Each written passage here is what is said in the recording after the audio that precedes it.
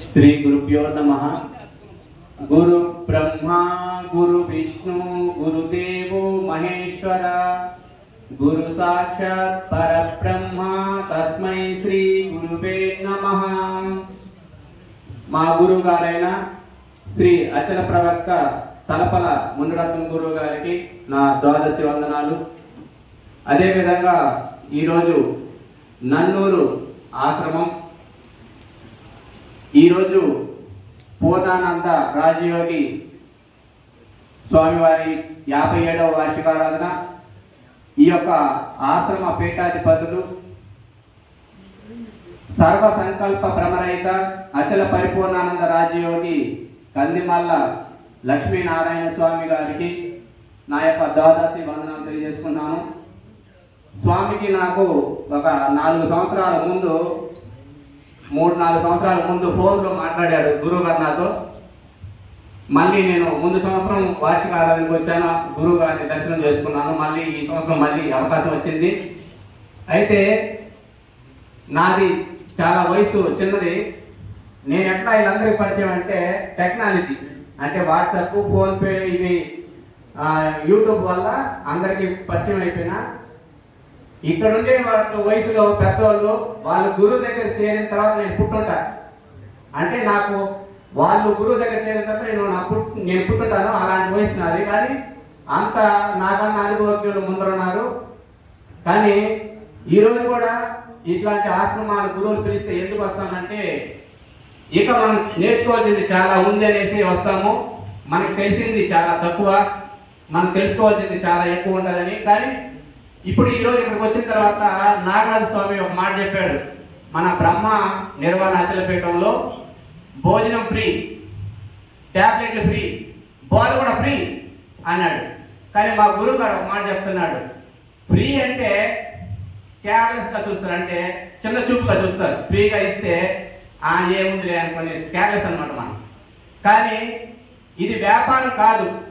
నిజ బోధ అంటే స్వార్థం అనేది లేకుండా మనం ఏదైతే తెలుసుకున్నామో 10 మందికి తెలియజేసి ఆ యొక్క పరమాత్మ స్వరూపాన్ని అందరికి అందించాలని గురువు ఉంటుంది. ఆయనకి ఇది వ్యాపారంగా చేయాలని ఉండదు. ఎందుకంటే అందరూ నా స్వరూపమే కదా, అందరూ కూడా దీన్ని తెలుసుకోవాలి, నేను ఏదైతే తెలుసుకున్నానో దాన్ని అందించాలని ఉంటుందన్నమాట.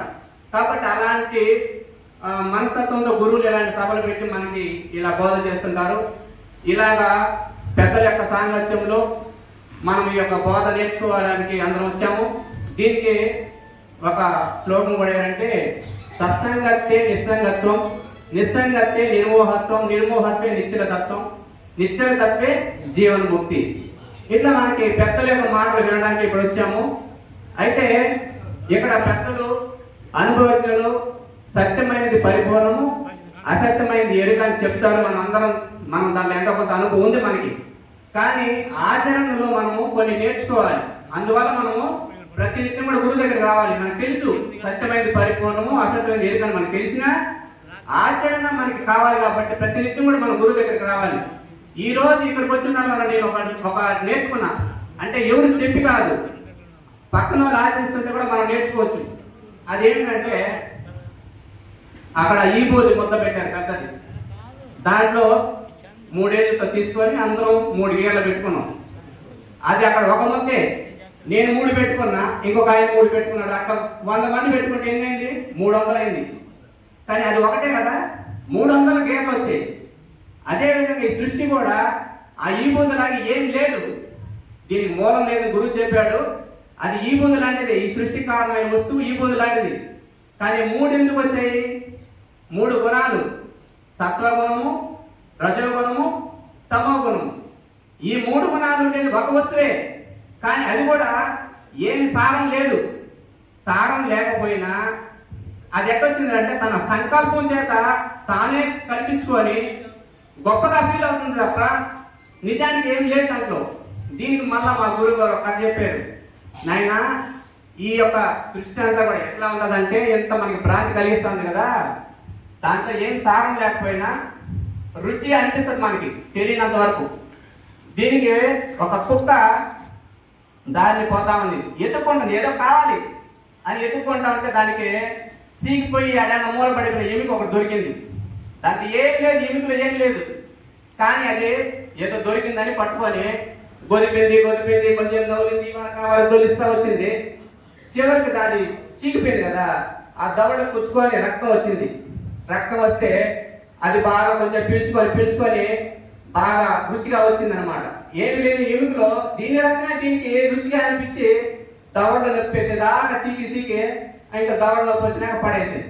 అదేవిధంగా ఈ ఎరుగు కూడా తన స్వరూపంలో తన యొక్క సంకల్పంతో సృష్టించుకొని అన్ని రకాల వ్యవహారాలు చేసి చివరికి ఏమి లేదని తెలుసుకొని తానే వదిలేస్తుంది తప్ప ఇంకేమి దీంట్లో ఉపయోగం లేదన్నమాట, సారం ఏం లేదు అనేది మనం గురువు ద్వారా తెలుసుకున్నాము. ఈ విధంగా ఎరుక తనను తాను తెలుసుకొని తాను లేకపోయిన తర్వాత ఇంకేముందంటే ఉన్నది పరిపూర్ణం. దీనికి మనకి భద్రాద్రామ శతకంలో ఒక పద్యం రాశారు. అది పరిపూర్ణం ఎట్టుంటుందని సూచనలు చెప్పేదండి.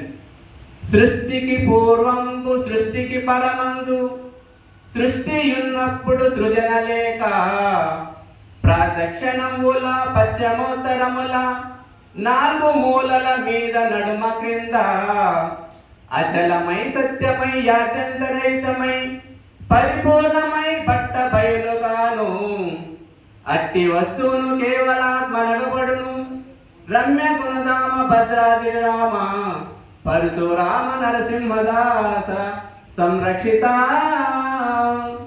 అంటే ఇక్కడ ఇంతకుముందు కేవలాత్మ, పరబ్రహ్మ అనే వాక్యాలు గురువులు వాడతారు. కానీ